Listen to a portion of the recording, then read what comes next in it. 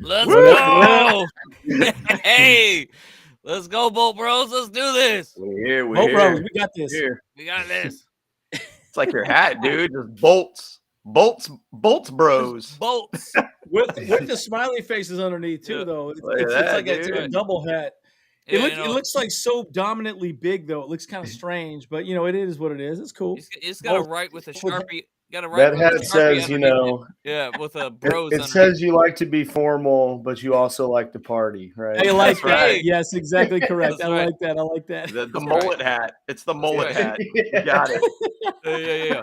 And of course, hey, we're kind of matching here. I got Los Rayos here. You got the Bolt right there. So that's good. Right, dude. Yeah, man. Yeah.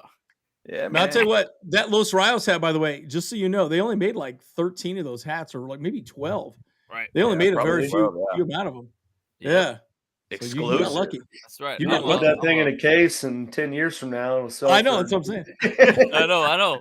250K. Actually, you never know. Actually, I have it on the side here. I have a little pedestal to keep it on specifically, like where it's completely dehumidified the entire time. It only comes out, for the videos and stuff. So, yeah.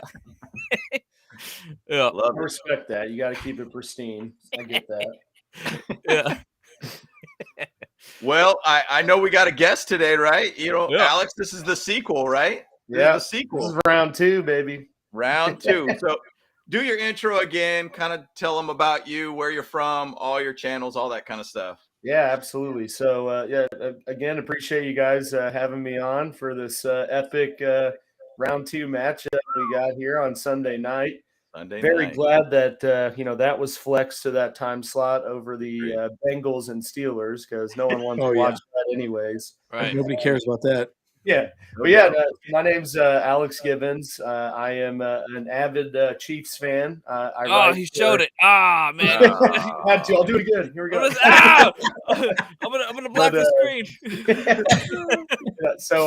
I write for Arrowhead Addict, Chiefs website. Kind of put my hot takes out on that, and I'm also a co-host, I guess, of the Wild West podcast, Wild West podcast. My bad. Where I'm the Chiefs representative. So we kind of all have a representative of every respected squad. I won't name the other two because they don't really matter at this point. But but we do that on Wednesday, and that's a pretty good time. So. Just happy to be here and talk about this Week 11 matchup. Great. Oh, James, you were muted. James, you're muted right now. All right. Oh, there you go. Internet. Wow, that's awesome. Bolt bro down. Bolt bro down. Holy smokes. What just happened there, dude? Did you press the mute button or something? You got to give him the revive. You gotta hit the little mic button there, dude. Yeah. Come on now. Hey, well, I guess he's just gonna have to learn some sign language real quick. Well, I'd say this is kind of a nice metaphor of the Chargers team. Someone's always going down. That's right.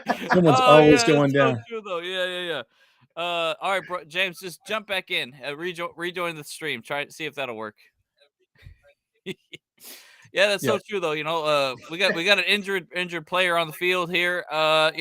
James he suffered a broken tongue. I don't know what's going on. Mild Achilles sprain that he'll never. He's day to day, questionable right now. He's day to day. He's questionable. It's actually it's a soft tissue issue. We'll find out more. I gave him about 5 minutes though. So. Yeah, he went into the tent to get some further evaluation, right? We'll follow up on that here shortly. Yeah. We'll keep you posted. Man. Well, so Alex, maybe we should start with keys to success for the Chiefs. What are your thoughts on that? And then what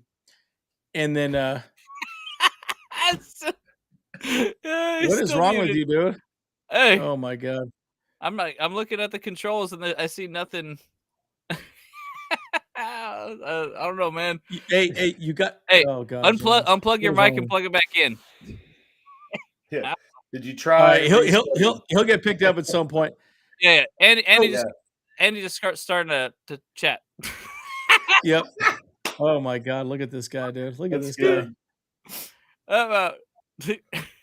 Okay, I guess we lost James. Okay. Very exciting. Yeah. So, Alex, what's the keys to success for this game for the Chiefs? And then we'll go into ours because I sent over that video, kind of like the Charger players getting interviewed about this game, and so I wanted to get your take on what the keys to success are for the Chiefs this week. Yeah. So I mean, obviously, like I said Wednesday in our show, I mean, a big component of where this game's going to go is going to depend on Keenan Allen, Mike Williams are one or the other playing. It looks like they're both questionable, so that's a good sign for you guys. But in terms of comparing, the week 2 matchup to this one, Bosa's not going to be out there. The secondary is a little banged up with J.C. Jackson. Derwin's still there. He's still a baller, so you got that. But I'd say the biggest point or key to success as a Chiefs fan looking at it, if I'm the Chiefs, I'm relentlessly attacking that front seven, especially with the D tackles being banged up and not even really sure who's going to be out there and be a key contributor. Although that's not really Andy Reid's style, but if I'm KC, sure. I'm coming out and I'm sticking to the run and I'm going at it pretty heavy. I mean, they've got 3 capable running backs. McKinnon's more of a third down kind of expert, always finds some way to get open and catch a Mahomes ball. But with Pacheco, and I guess more so Pacheco than Edwards-Helaire at this point, they have 2 quality running backs, and I would make it a point early on and often to get them the ball and, just kind of kill clock and have long sustained drives. And that's sort of been their MO. When they don't fall behind super early, I mean, the Chiefs have always been set up in a type of like marathon approach where they, kind of keep in the game until it gets to the end. And, they just keep scoring, and then it's the other offense has to keep up with them. And that's why I say from the Chargers perspective, it's going to be a huge deal if Allen or Williams play, because that will certainly help Herbert keep up with the scoring. I mean, obviously, pretty solid offense, pretty solid quarterback. If you just had one viable weapon that wasn't, Palmer or Carter, I think you'd see a lot more offensive output from the Chargers. But yeah, I mean, if I'm KC, I'm keeping Herbert off the field. Yeah, I'm making them have to beat me kind of how KC beats people and just scoring super fast and continuously scoring. But if KC can have long sustained drives that end in points, and their defense keeps playing the way it has been, I mean, that to me is the biggest key for them, is to just keep Herbert off the field and attack that front seven and continuously run the ball. Now I say all that, probably won't do it at all, but that's to me what the biggest key to success are to pull out a win for KC. Because I mean, this is a pretty big game. I mean, obviously the Chargers are banged up, so it's not as championship pedigree narrative as it probably would have if both teams were absolutely healthy. But I mean, KC's up 2 games right now in the West. If they win this, I mean, pretty much solidifies their run to the AFC West title. If the Chargers win this, then that certainly makes it interesting on, I mean, let's be real, the Raiders and Broncos are totally out of the picture. So, we don't have to worry about anything with them. Yep. But I mean, yeah, it's a huge matchup, and it's unfortunate.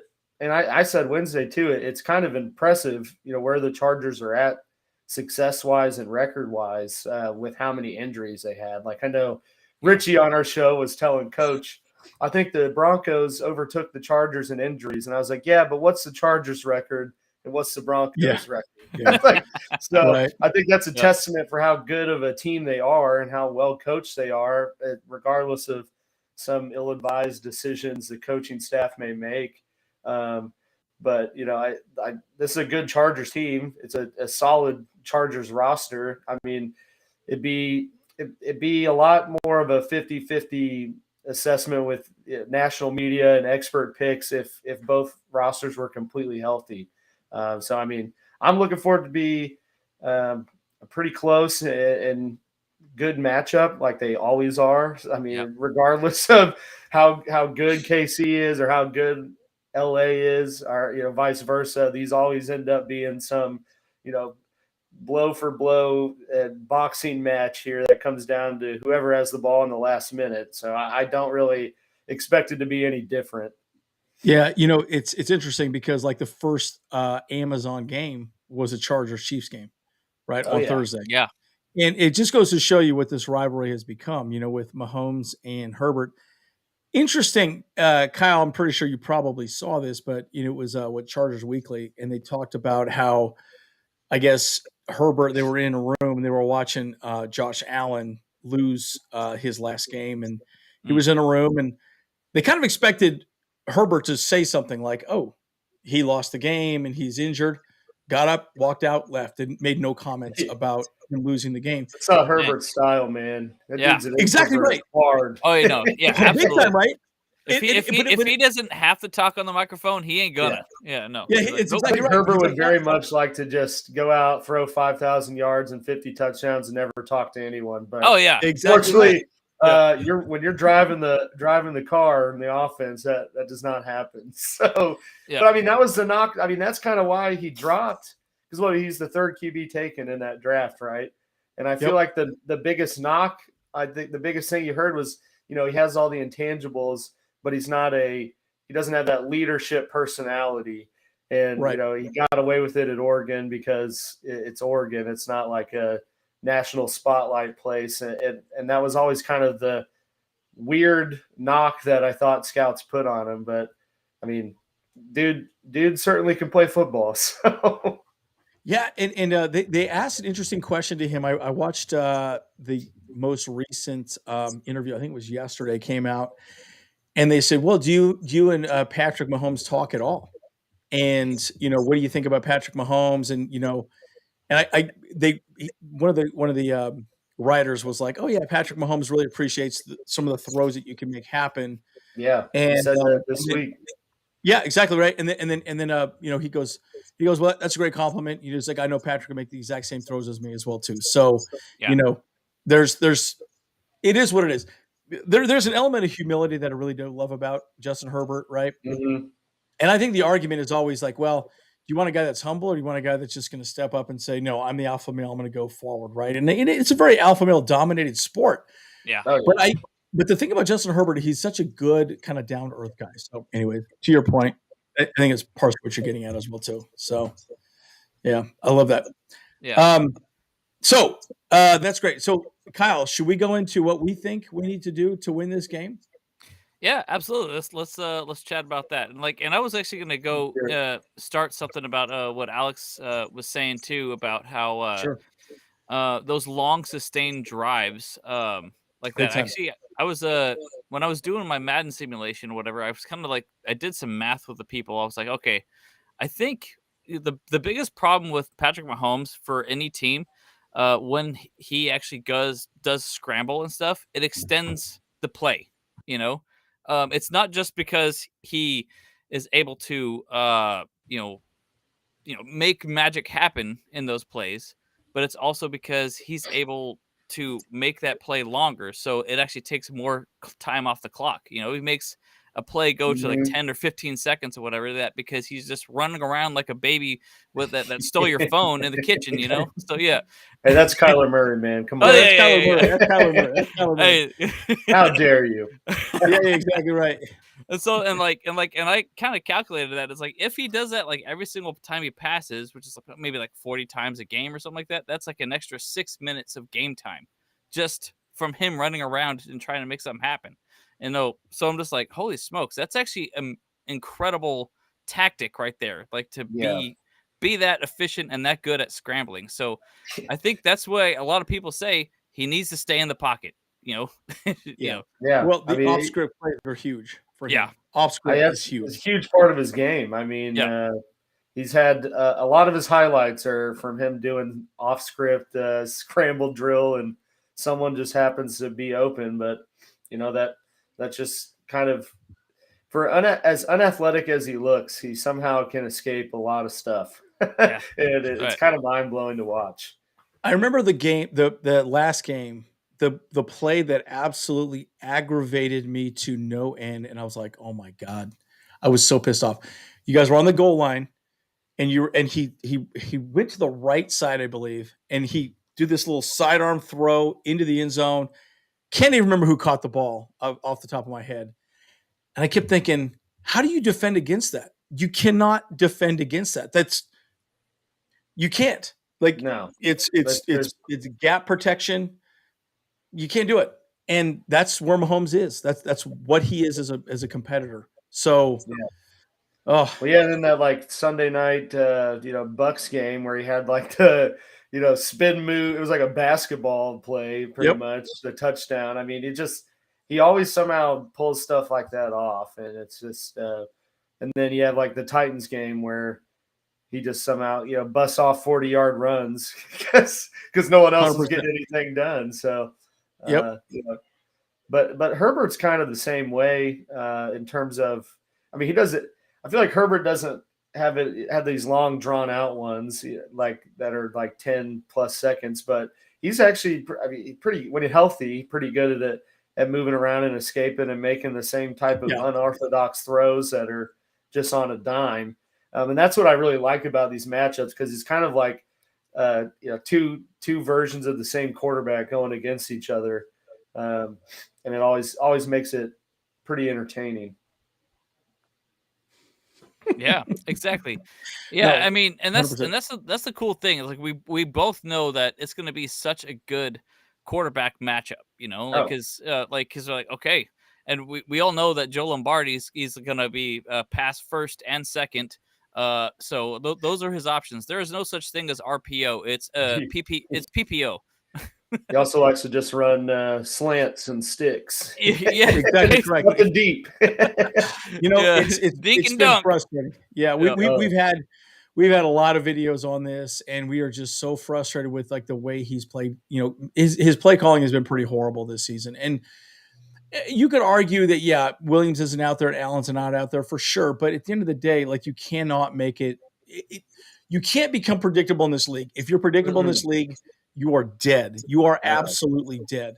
And so I don't know. It's frustrating. I had the mindset too, like you build a roster with the thought or mentality that everyone you're bringing on is going to fit. Oh, we can hear you. Hey, we can hear you, bro. I'm back. You're back. What the hell happened there, bro? We are happy to announce that James has been activated for this game. We're back. He's on the active roster. Yeah. Coming back like Mike Williams and Keenan Allen. Here we go. That's right. I love it. I was actually just going to shot in the locker room, and he's back out. Yeah. I didn't puncture my lung or anything like Tyrod Taylor or anything. So we'll see how that goes. Stayed away from that Chargers doctor. But. Solid injection. That works. Yeah. Oh man, that was ridiculous. I was about to be a mime over here, and just act it out if I possibly could in a small box. Okay, so let's go into what we think the Chargers need to do to win this, and then we'll go into some questions, right? So, look, I'm going to say this right now, and you said it perfectly, Alex, is that they're going to smash the ball up the middle. Our defensive line is completely obliterated.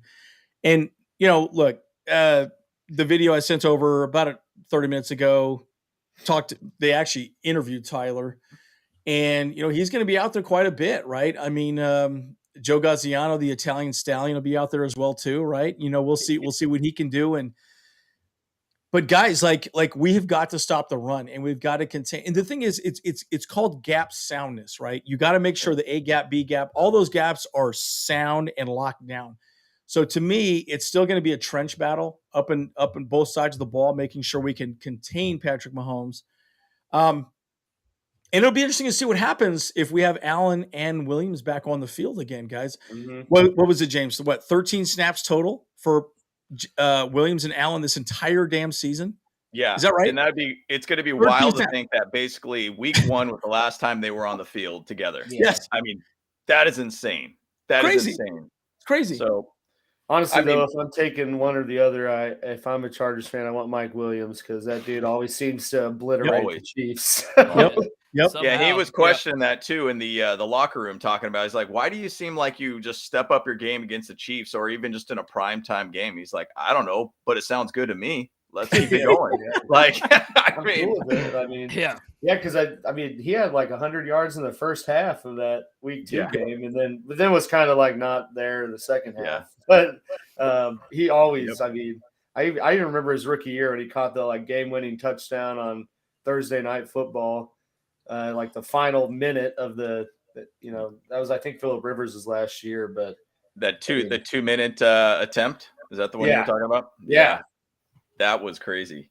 Yeah. That was the game that we that was Anthony Lynn's last season with us, I believe. And it was. No, that was 2018. No, excuse me. Anthony Lynn's was 2020 because I think that was the season we went 12-4. And that was a major win for us, just to be able to like say, "Hey, we did it! We finally figured out how to beat the Chiefs," kind of thing. Because we've only beat you guys like 3 times since Mahomes basically has been. Yeah, I mean, Mahomes has pretty much been unbeatable by the AFC West. Crazy, like, pretty sweet. I'm not upset about it or anything, but yeah, it's crazy. And the thing is, though, for us in this game, I know Andy was chatting about some of the strategy too. I mean, the thing for the Chargers is they need to find a way to beat a good team. And this is the game that we could say, finally, maybe we could try to find a way to win this game. I mean, I don't know. I put preseason that, hey, we're going to split the series this year. And I feel that this was the game that we have a chance at. Now, you guys have some injuries too, though. So you got Marquez Valdez-Scantling. Is he official out? Yeah, he's playing. He's playing because he just had an illness, but Juju's officially out. Yep. And Hardman was put on the IR. Yep. The only plus side to that is Chiefs did get this guy called Kadarius Toney, who's very much appears to be a baller. So it's not like that. It's not that big of a hit. Just because at least last week him and Mahomes meshed pretty well. Granted, it was the Jaguars and their secondaries not that good. They donkey punched us, bro. That's when they were riding high. Then they've kind of come back down to reality. But I mean, I'd say obviously the Chargers have a much better secondary than Jacksonville does. So agreed. Who knows how that kind of plays out with some of those other key contributors not out there. Sure. And Scantling's been kind of coming around in terms of making crucial catches and getting crucial targets. That's always kind of the big indicator to me when you see a QB go to someone in a very crunch time moment. Then they trust them. And I think Scantling had 2 or 3 pretty big third down conversions last week. But the knock with him is, for as big and fast as he is, not very consistent with his hands. So, he's definitely not the guy I'd want to put out there to replace, the role Juju had, just because he's been known to have the drops. And, a big game like this, certainly prime recipe for that type of, outcome. So, it definitely hurts him going into it, not having Juju out of the 2, because Hardman's been around for, I think this is his 4th year now, and he's never really come up, lived up to the hype of where they picked him and what they thought he would be, and that's why I think you saw Toney come in, and they just made it a point to get him involved early and often. I mean, dude was a first-round pick last year. Has a very similar skill set to Tyreek Hill, and I see him trying to implement some stuff they did with Tyreek with him as he kind of develops more into the offense. So, that's my biggest thing to watch. Outside of running the ball aggressively, is to see how they grow up more with Toney and what they do with him in this game. Yep. I mean, an interesting thing too. I mean, I think somebody brought up Justin Watson. Is this a sleeper game for him? Sky Moore was a guy that I've always thought about too. That should be kind of one of those guys that gets involved crazy. more. I think it's pretty apparent that they don't. I think it's pretty apparent that they don't. They don't really trust him right now, and he kind of got in the doghouse early on. Because I guess their idea of getting him involved was having him return punts, and he muffed 3 of them, and so he obviously doesn't do that anymore. But I found it really telling that they get Tony, and 1 week into having him, make sure he gets 10 targets. Sky Moore, I think's had not even 10 targets on the year, and they don't really seem to make an effort to get him in the rotation or really involved in the game plan. So to me, he's kind of been just a wash this year, and for as skilled as he looked coming out of college and even in the preseason, that just hasn't really, I guess, come to fruition in the regular season. And so I think you see him try to do more with Sky Moore next year, and he's kind of just along for the ride on this one. I mean, obviously, they wouldn't make a move for a Tony. Yeah, I mean, they wouldn't make a move for another wide receiver if they thought Sky Moore could carry that load. And for sure. We'll give them to you guys. Just take Bosa or something. We'll figure it out. We'll figure out his bad groin. No big deal. Take his bad groin. Actually, we'll take Bosa. You got to pay him. Yep. Exactly. Yeah. So okay, well, maybe we should go some questions. I know Aether had a question, and then guys, put your questions down in the comments below for sure. So we'll get through all your questions for sure. Obviously, we'll, as you kind of know the format, we continue to ask questions as we go. But I know Aether had a very good question for Alex specifically on the Chiefs. Yeah. And then smash that like button, boys, right? It's important. Boys and girls. I know there's some ladies out there as well too. Bros and babes in the chat. Bros and babes. Bros and babes. Yeah. The Bolt babes. The Bolt BBs. babes. Right. Bolt bros. All the above. Nothing wrong with that. All right, here you go. Here's Aether's first question. Here you go. All right. I think we may have talked about it a little bit. My first question with Juju is out, and DJ locks Kelsey. Where does Mahomes go? Yeah. First of all, he ain't locking Kelsey down. Oh. I mean, come on. Objectively speaking, dude. No matter how much a team schemes for Kelsey, the dude always finds a way to get open. So okay, do we need to replay that clip? But where did that happen? What do you guys think? Isn't that right by the goal line though? After he had a 20-yard catch. And I mean, partially he was able to do that because you see that little icon right there. See that his little picture right there. That's gonna happen again. I know how DZ rolls. He put that thing up quicker. I think before the game was even done. That was probably right. Yep. But yeah, I mean, obviously, Derwin James is, one of the best safeties, if not the best safety in the league. He's gonna definitely impact Kelsey and his stats, and rightfully so. He's, obviously a pivotal point, crucial point of KC's offense.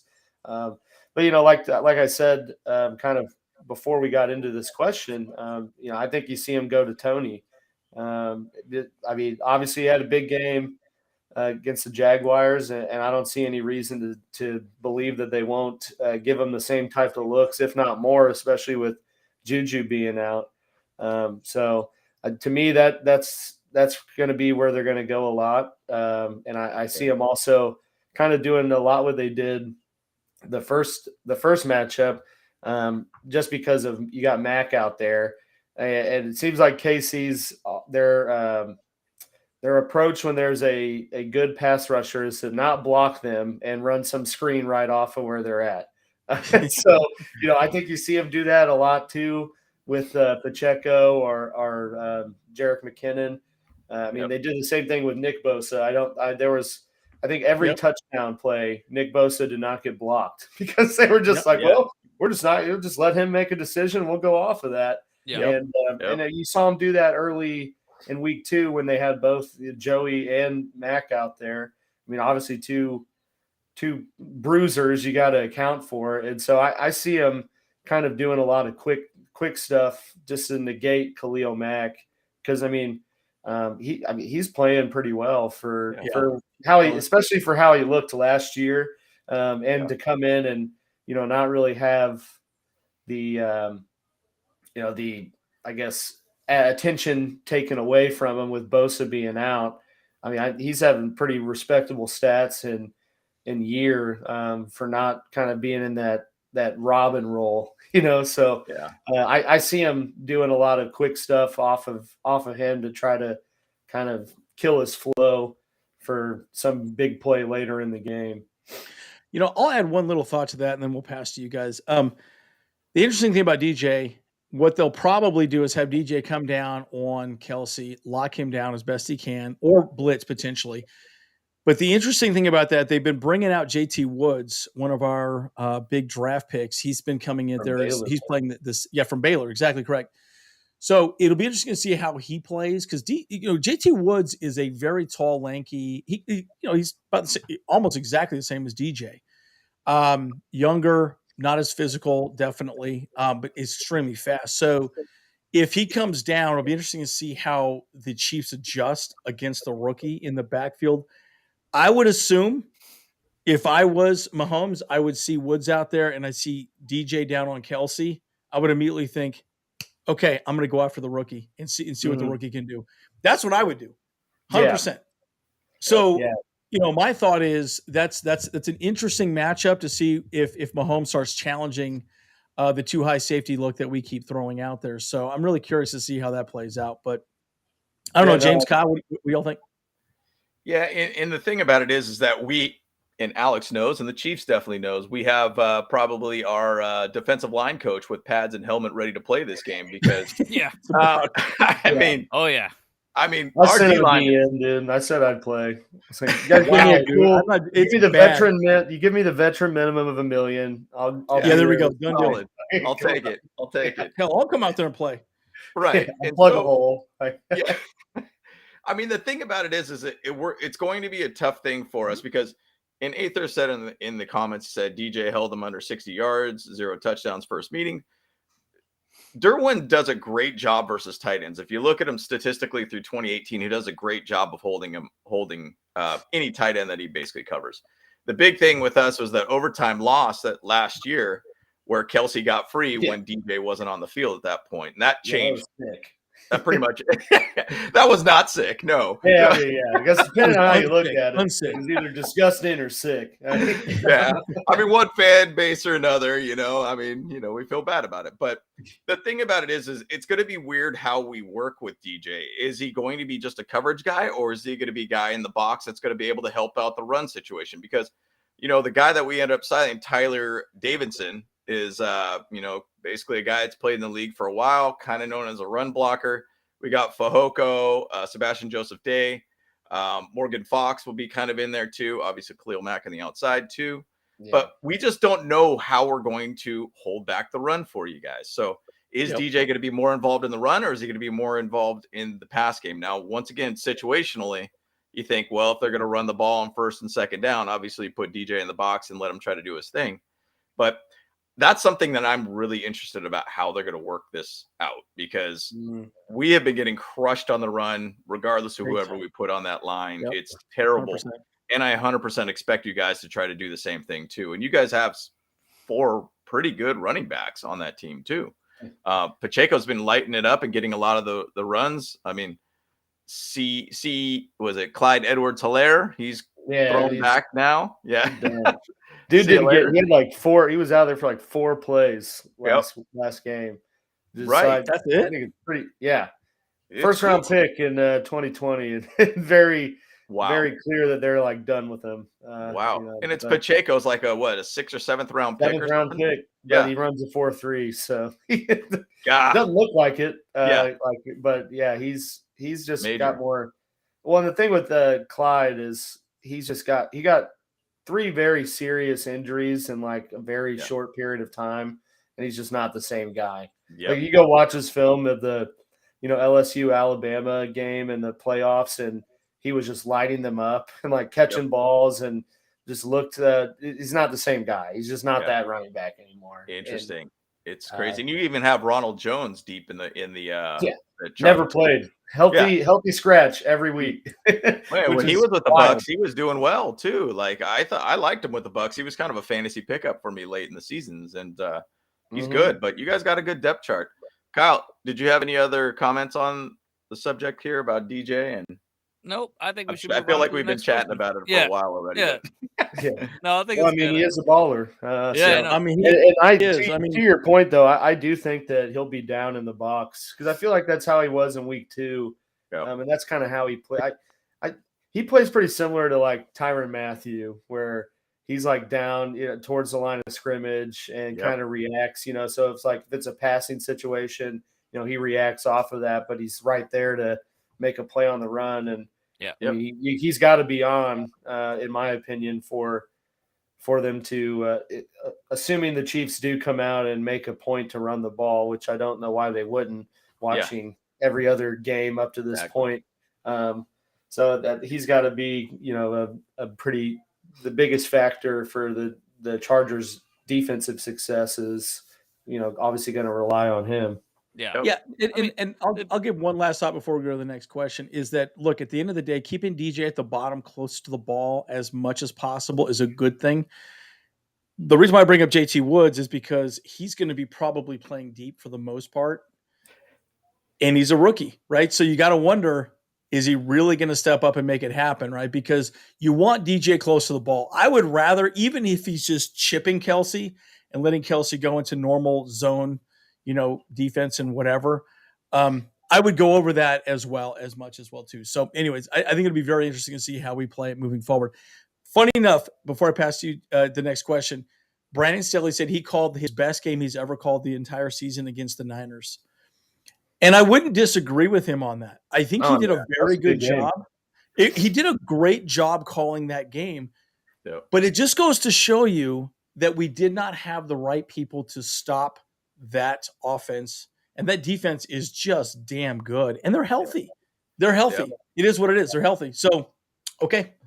Well, and also they lost. I mean, didn't they lose 2 D tackles in that game? So I mean, for the season, yeah. So I mean, you kind of have to like. That's the thing that impressed me. Like obviously the 49ers loaded up with McCaffrey, and like you said, are getting healthy, and it was still like a 6-point game, or I mean.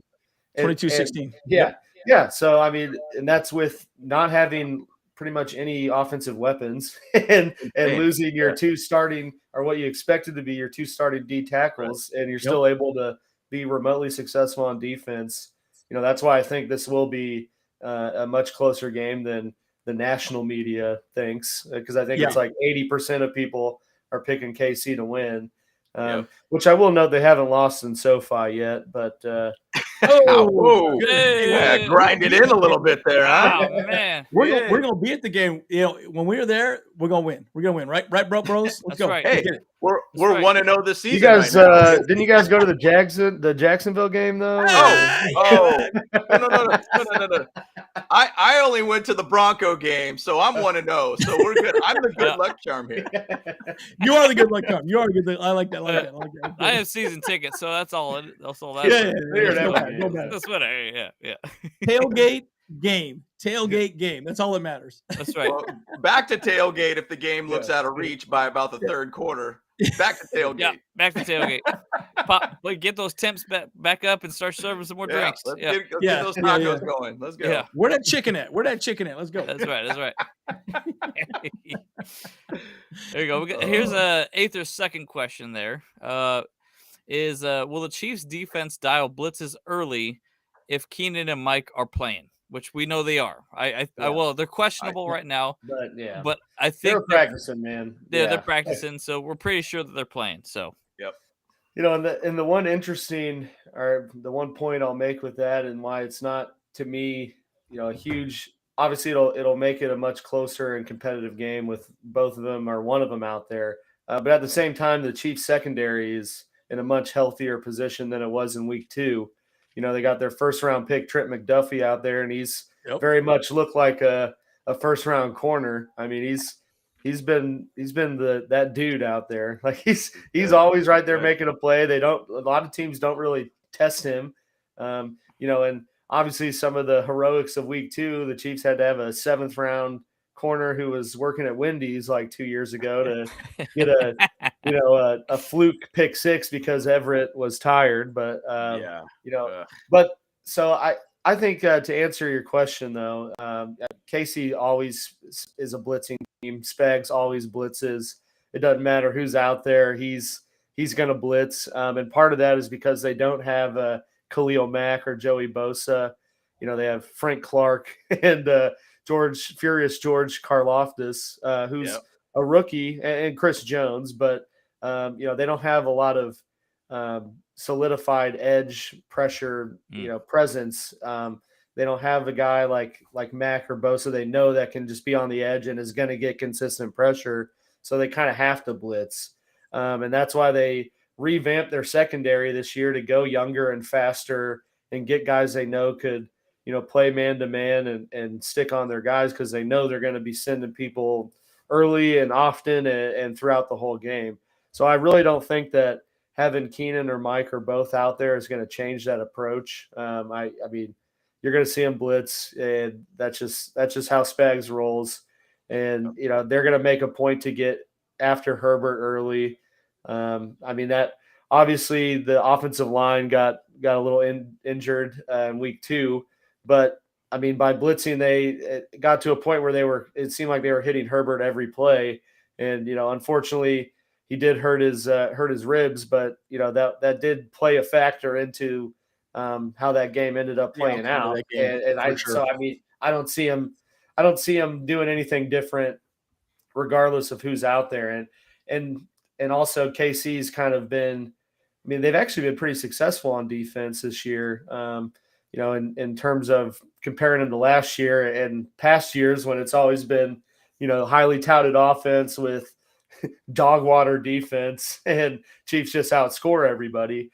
This year they've been a lot more successful defensively and have, it seems, always made this as cliche as it is, always made very crucial second half adjustments to shut down, whatever was kind of really digging into him in the first half. Like you saw in the week 2, Mike Williams was just going off, like I said, and then he was absent. And I know they, made some sort of scheme adjustment to do that. So, I know I'm kind of talking around now, but they're going to blitz. Well, and one thing I want to talk about too is the turnover margin, right? So right now, Chiefs are -4 in turnovers for the season. Chargers are +2, which is nice. And it's interesting. And I was looking at the Eagles. The Eagles are +13. No, +13. +13, guys. Yeah, they lost last week. And they lost last week because they were -3 for that game. So they had given up the ball 3 times. So turnover is going to be big. I mean, I would say this: if we could put some form of pressure on Mahomes, and this is where it's an interesting conversation to me because you got to say, okay, you put pressure on him, all that's going to make him do is do what? Scramble, get out of the damn pocket, and then that's his off script shit, right? And you're like, oh my God, he just makes things happen. He just does.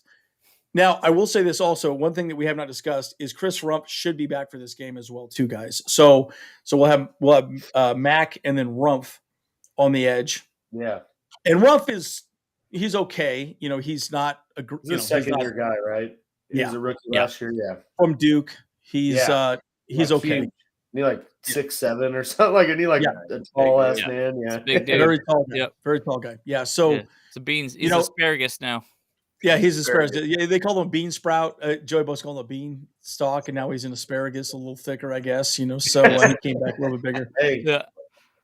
But we'll take it. So, anyways, the turnover margin is kind of an interesting thing for me. So I think it'll be a big part of the game. Absolutely. I mean, if that pick 6 didn't happen in week 2, I mean, Chargers more likely than not winning that game. So, Well, the one thing I was going to even just point out as a stat for the Chargers have given up only 13 sacks all season to be best in the league in the amount of sacks given up. And I was looking at Chris Jones and kind of what he's done. He's about 7 sacks. Karlaftis has only had half sack this year. Yeah. There really is kind of just the Chris Jones. Just pay attention to Chris Jones the entire time. I mean, if we could just find a way to chip him, take him off his rushes, whatever it might be, whatever side he ends up going on, Trey Pipkins should be back, so our right tackle should be there. Jamari Sawyer is obviously on our left tackle, which is a phenomenal player, by the way. 6th round, Georgia. I mean, that guy. Really the lucked out, losing Slater and then still finding. And meanwhile, the Chiefs got Orlando Brown, who thinks he should be the highest paid tackle. Yes. Doesn't look like unreal. it. Yes, no, not at all. I mean, it's crazy. I mean, the thing is, though, we have a very stout line against the pass rush, which is good. Now, running game is a little different for us. I mean, we're still trying to figure out another RB2 because since Joshua Kelly's out now, round 3, baby. Yeah, I mean, it's a frustrating process for us. But basically, I'm just saying, you guys' key will probably end up being just get pressure on Herbert to force him to kind of do something. Because getting a sack seems to be not the case, because I think Herbert's been doing a great job of moving around in the pocket to not allow a sack to happen. So, especially with his ribs being a little bit better than they are now. Especially last game, he did quite a few runs up the middle when there was an open gap. So, you could argue that he's probably close to 100% at this point. I mean, no player is 100%. We all know that. No player on the field is 100%, but he's looking healthier. We'll leave it at that. Yeah. So, I'll say what other question? Just talking about the Chargers offensive line, that Zion Johnson is he's very much the real deal. Yeah. And I mean, even in that week 2 game, he was shutting Chris Jones down. Yeah. And I mean, pretty much fighting with him, maybe holding a few times, but as a former offensive lineman, as a former offensive lineman, I can tell you that happens every play, though. So, but I mean, in that week 2 game, Chris Jones didn't really make an impact until Lindsley got hurt. Exactly. And then you saw, and he's healthy right now. I mean, he's back out there. So that's why I think you kind of have to imagine that Chiefs are going to blitz more, because looking at the week 2 tape, until Lindsley, the center, went down, they weren't really able to generate that much pressure because Zion was able to take Chris Jones pretty much, man to man, and then it's kind of letting everyone else sort of, go with the protection and pick a gap. So that's and you move Jones over to the left side, and then that's when Herbert got sacked, and that's when he had his rib injury as well too. Yeah. So I think, in fact, I talked about this after the game, is that as soon as Lindsley went down, that team completely changed offensively. Yeah. It was without Lindsley out there, we are a completely different team. And because who's our backup? Will Clapp. Yeah, Will Clapp, right? Yeah. And so he came in. He got hurt too, didn't he? Yeah, he got hurt as well too. He did. Yeah. And then Hymas came in at the very end of that game. And I'm like, oh my God, dude. I remember I texted you guys, if I was the Chiefs, I'd put Chris Jones right over the new center and just let him shit his pants. Yeah. Exactly. Down. Yeah, 100%. I too was also a center, and there's a lot that goes into that position more than just snapping the ball. And that is, in my opinion, maybe a little biased one, but the biggest offensive line position to lose, because you got to call protections, you got to call out fronts, you got to identify, the mic, you got to change protections if they give you a different look, and easy for the starting guy to do that. Not very easy for the backup, who probably wasn't expecting to play, and then just gets thrown out there. So that to me is always the biggest impact when you lose your center, especially mid game and then a close one too, because there's a lot that goes into it. Yeah. Yep. 100%. Yep. So what other questions we got here, Kyle? Oh yeah. So Optimus Rhyme, he actually rebumped his own question here, which is good. I like it a lot. Yeah, Optimus Rhyme. I like the name, by the way. The great. Optimus Rhyme. What's up, yo? Hey, what's your name? What's your sign? That's right. My name is Optimus Rhyme. That's right. That's enough. That's enough. That's good. That's good.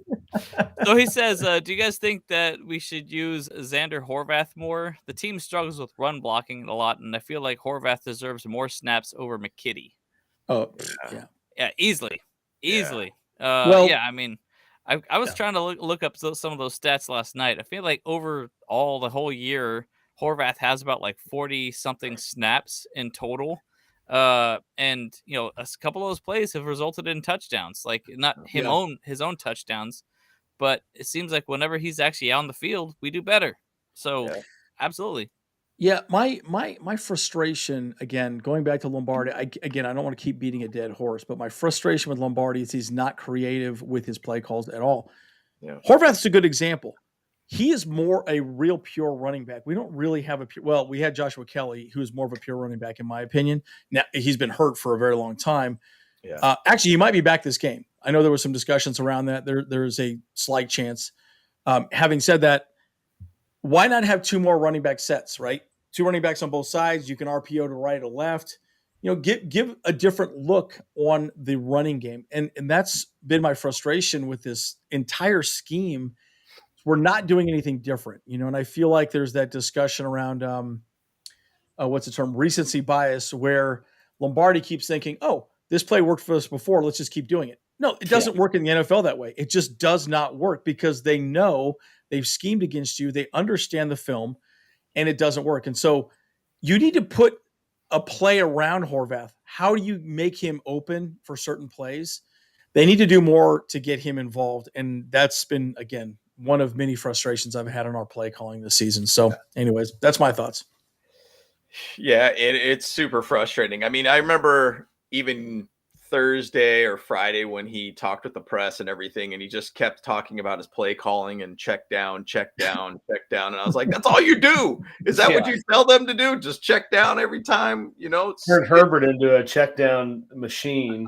Come on, let's his first throw down, quarterback that throws down, not check down, like throw down the field. Let's go. Like, it's frustrating, but the thing is, though, if we get Keenan Allen, Mike Williams back in this game, we hope that we're going to see those downfield type throws now. Yeah. And you would think that's going to be the case. We'll have Eckler. It sounds like Gerald Everett will be back. Hopefully he's not tired against the goal line and he can make the catch. And I need him to do good for a fantasy perspective. There you go. Good. Isn't that a conundrum, man? You're like, oh man, he's got to do good, but I don't want him to do good. Yeah, I'm cool with him going off as long as KC wins. In the long run, I kind of call that a win-win scenario. Oh man, yes, no, that's like one of my philosophies for fantasy football is like, if they're playing the Chargers, I don't play them. Like, I really just because I don't want to have that bad juju in my head about like, oh no, I want Keenan Allen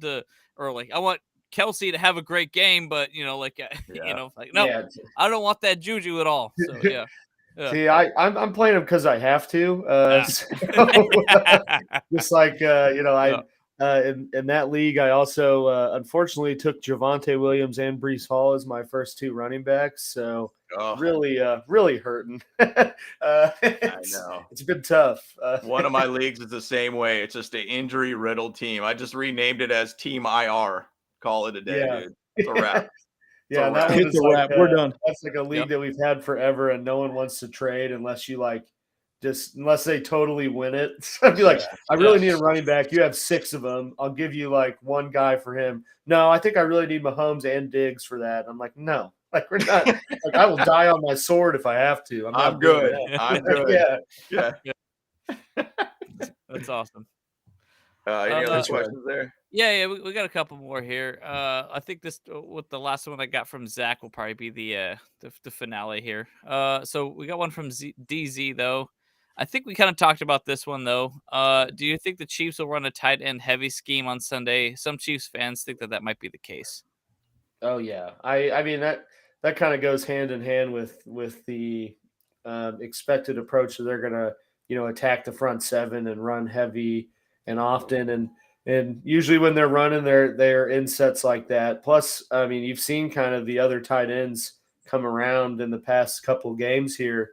So I'm looking for one of them. Fordson is kind of he's like a wide receiver tight end hybrid, and they really only use him in the red zone. But Noah Gray, who's kind of been sort of Kelsey's protege for 2 years now, has really started to get a lot more involvement. To me, I think the game plan is to come out in those types of, 3 tight end or 12 personnel type sets with a heavy presence on the line of scrimmage, and kind of passing out of that at least early on. Obviously, if that stuff's not working, then you're going to see them just spread the ball out and do what they do. But I expect him to be in that type of approach, at least to start the game. Yeah. So I guess you can lump me in with the rest of the Chiefs fans, DZ. So let me ask you this question though, Alex. Do they run more zone or man? I would assume more zone, but I'm just sort of curious as far as defensive. Yeah, it's a pretty good. I'd say it's a pretty good blend. Okay. I feel like they seem to always be running man in like crucial situations, and I feel like they do a lot of man blitz stuff. Okay. But I mean, you see them; they don't really appear to be so like set on one theory or approach over the other. And obviously, I think that's going to be like if Mike Williams and Keenan are playing, I think you do see him go a lot more zone. That's what I would think. Just to kind of hopefully counteract some of that. But if one of them's out there, like if it's just Mike or one or the other, I could see them kind of doing what they've been doing lately. It's like a lot of man blitz and let McDuffie and Snead just kind of lock up the receivers and go from there. But at least looking like it'd probably be a lot more zone by looking at the injury report and who's expected to be out there. Right. Cool. Makes sense. Yeah. So here's a general question here from Zach Benson. He has 2 questions, but it's a little later. So who's your least favorite fan base in the AFC West? Yeah. I saw this one early on and I was thinking like, who would I say I dislike the most? You can't, I feel like everyone would want to say Raiders, right? But like I respect how passionate their fans are for how bad they are. So I can't really, it's kind of like beating the dead horse. I can't really, kick them while they're down. I think the fan base I dislike the most is probably the Broncos because they're always so arrogant and like naive, or not naive, just like unrealistic with how their team is. Yeah. And it's just always kind of like, hey, like, come on, dude, you guys aren't up here in the same level. Right. Well, and it's funny about the Broncos. Like I have a buddy that I chat with on the weekly, and he's a Broncos fan. And when they acquired Russell Wilson, I said, hey man, let's look at some things about Russell Wilson first off. Like what he's done in the playoffs. This is the record. The amount of sacks this guy's taken on his body means that he holds the ball quite a bit. So you're going to see kind of that same type of thing here. And then on top of that, you guys signed a contract to a dude that you haven't even seen him play for your team. Yeah. One game. Like total bonehead move. Dumb move. And I understand more than Mahomes. More average salary than Mahomes. It's crazy. And I was like, that was a really dumb move. And now he's like, oh, I hate Russell Wilson. He's the worst, blah, blah, blah. And I'm like, well, my thing was always like I have a few friends and I'm kind of in the Midwest. It's like, I'm in Chiefs Kingdom and most everyone's Chiefs fans, but for some weird reason, there's like a group of friends I have that are like Broncos fans. Yeah. And they were like acting like, they got 2012 Russell Wilson when they made this move. They're like, well, he's so good at scrambling around. I'm like, dude, he's like 31 now. Yeah. Like, maybe 8 years ago.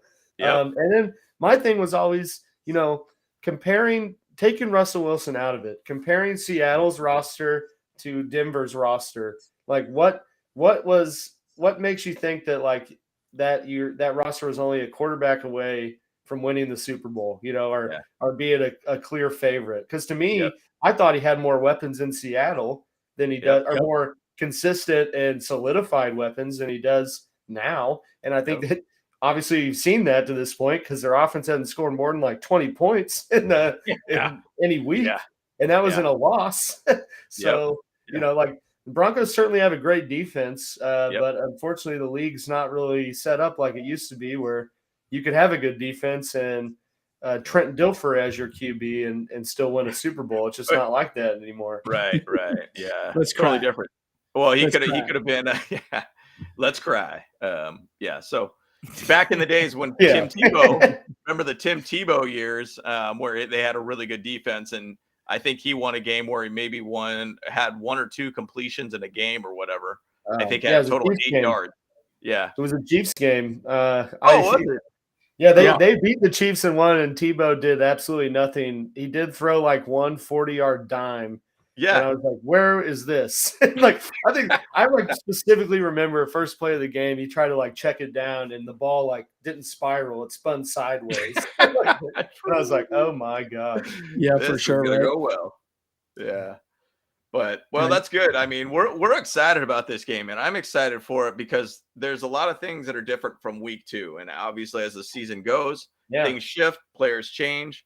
There's going to be additions and there's subtractions for both of our teams in comparison to week 2. So it's a really, really cool matchup for us, and I think it's going to be an awesome one. I mean, like we've talked about, every Chiefs Chargers game is really enjoyable to watch, and so. Yeah, I'm glad they flexed it to Sunday night. It makes a ton of sense. I mean, even going into the preseason in this game, it was AFC West is going to be great to watch. All playoff kind of based games. Now it's just the Chiefs Chargers games that really matter. Like it usually is.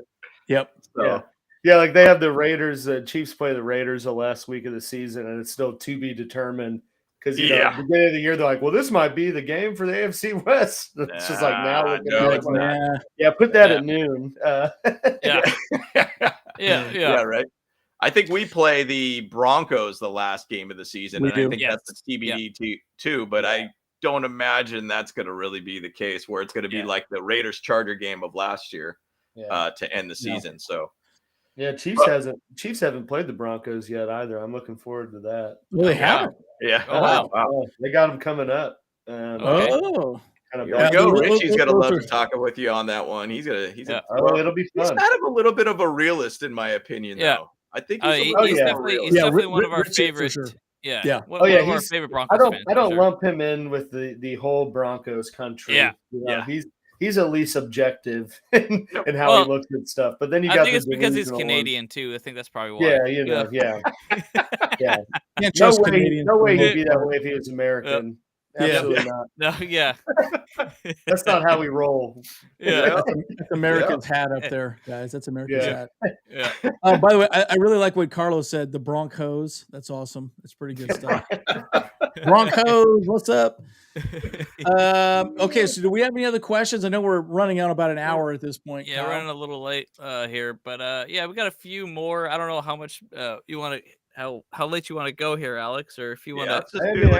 I got a little more time. Okay, all right. Let's go through the questions. Do some more questions. There you go. So this one's more for us, but is it safe to say the season is over for the Chargers with all the players lost for the season? Not at all.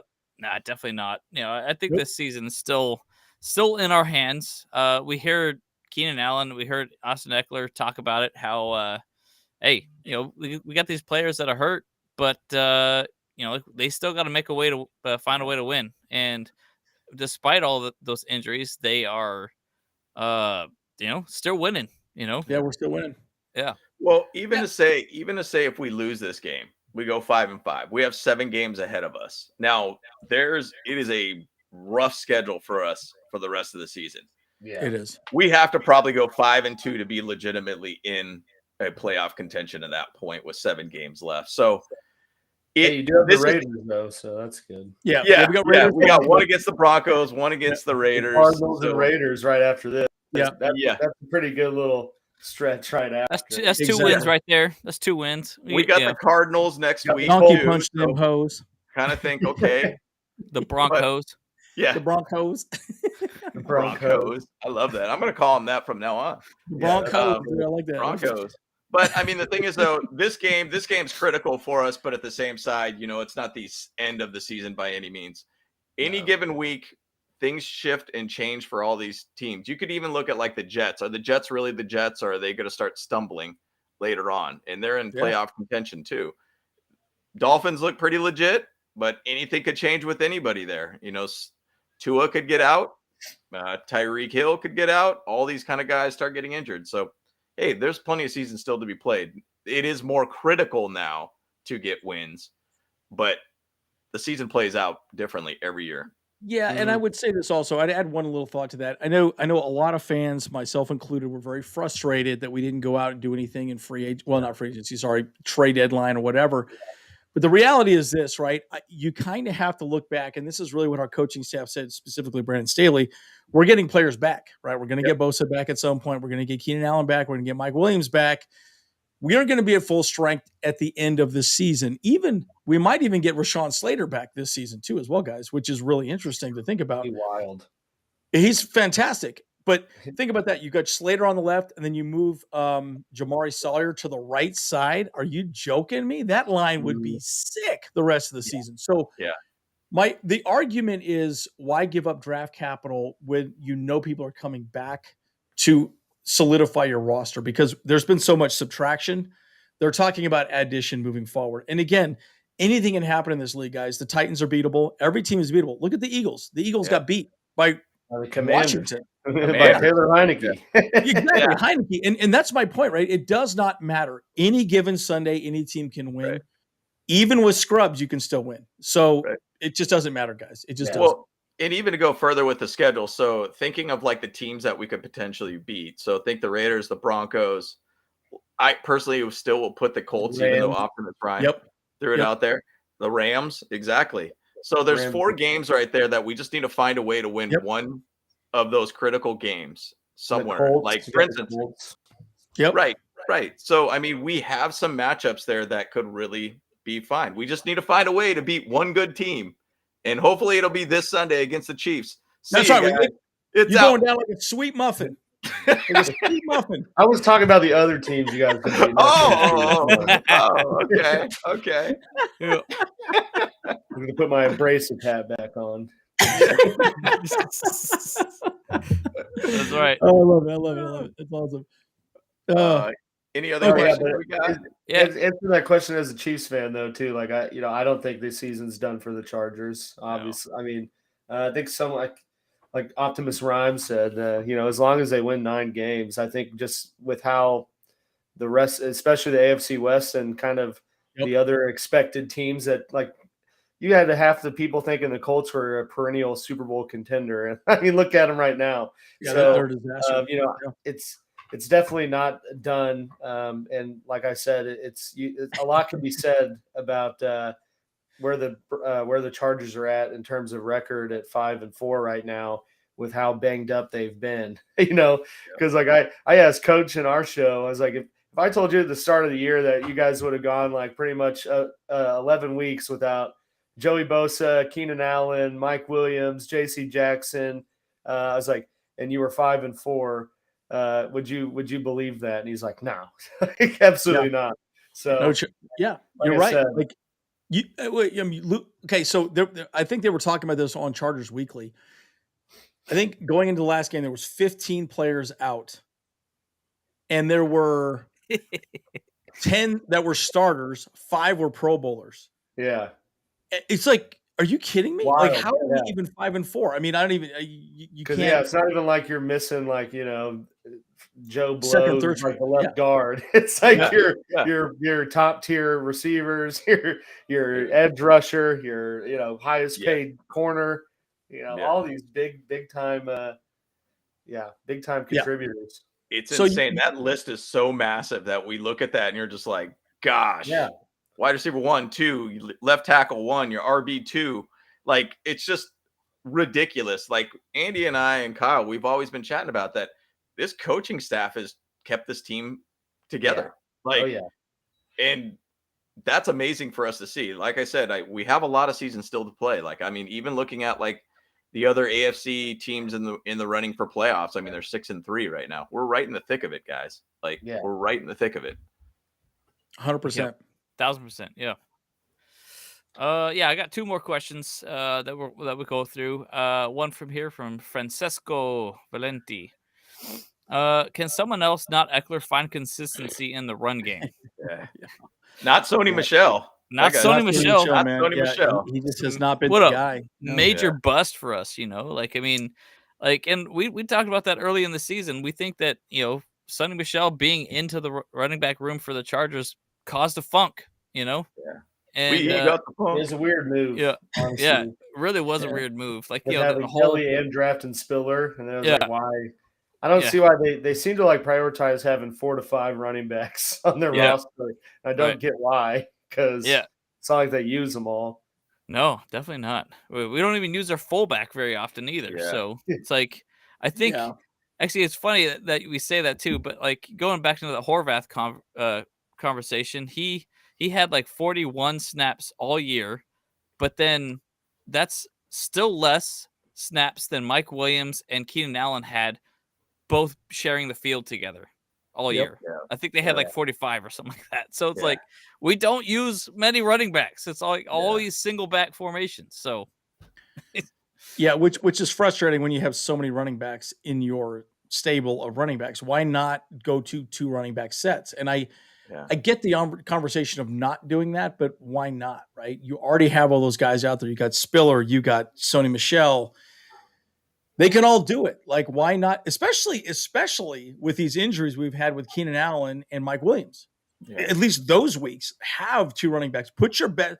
You want your best players on the field. If you think Sony Michel is the guy, put him out in the damn field with Austin Eckler. Split the linebackers. You know, it's all about angles, matchups, and space. That's the whole point of the NFL, right? And if you can, win those conversations, you'll do well. So it is frustrating. Yep. Yep. I was just going through some comments here real quick about that very, very, very same thing, I like DZ right here though. Josh Kelly, I'm sorry for all the bad things I said about you. We need you back ASAP. But the thing is, JK was solid, man. He was a true running back. He was just power forward and just go, which I really liked the way that he changed his game up this season specifically. He stopped eating that Raisin Canes. He stopped eating that Canes. You remember that? I eat canes all the goddamn time. I always eat the canes. I love the canes. No more Sour Patch Kids. And that's why you run a 6'7", dude. 40. That's right, babe. You want to see my abs, babe? You want to see my abs? Get out of here, dude. You got more like a 2-liter than a 6-pack, bro. You know I do. You know I do. Whatever, bro. Leave it alone. That's why you're pulling hammies on the beach. That's right. Ow. Can't do it. Sign me up, coach. So now, I think we end on a kind of fun one here that Zach Benson asked here. It says, what's the more likely scenario, Mahomes versus Allen or Mahomes versus Herbert as the greatest QB rivalry when it's all said and done? I guess for our generation.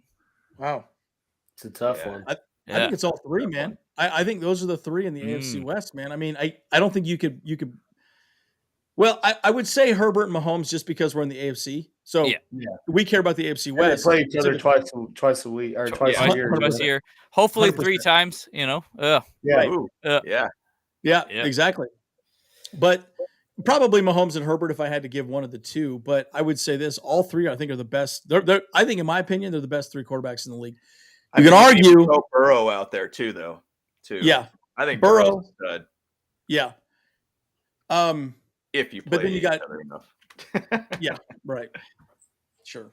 No, but I would definitely agree. I think Mahomes and Herbert will probably become like one of the greatest QB rivalries, and not just necessarily a rivalry. I mean, it'll become like kind of in a lot of ways, kind of a weird type of friendship, because I mean, they will hate to play with each other, but they will like to play with each other, because just like we talked about, it's going to be, it's a slugfest a lot of times. Like, both of them are like really top tier level quarterbacks. Like, I mean, I will say this though too, is like, I'm a little still skeptical about Herbert, because I'm more on the pessimistic side on everything, is that I still need to see him play in the playoffs because we haven't seen that yet. In order for me to really solidify that he actually is who we all think he is. So that's just, so that's just where I get on that one. So. Absolutely agree. I would think it, and this may come from my hatred of the narrative of people trying to say, Allen is better now. But I think in the long run, it's going to be Mahomes and Herbert, just because, I don't see Josh Allen's game style being a sustainable thing throughout his whole career. And he's got a crazy arm, but I feel like a lot more of his stuff is from him running the ball and kind of scheming that in. Whereas you have Herbert and Mahomes are both guys that are athletic enough to move around, but you see him do it with the intention of still getting the ball downfield, throwing. And so I just think, looking at the longevity of how their careers will go, plus the fact they're both in the same division, both going into every year fighting for a division title, to get to the playoffs and ultimately a Super Bowl.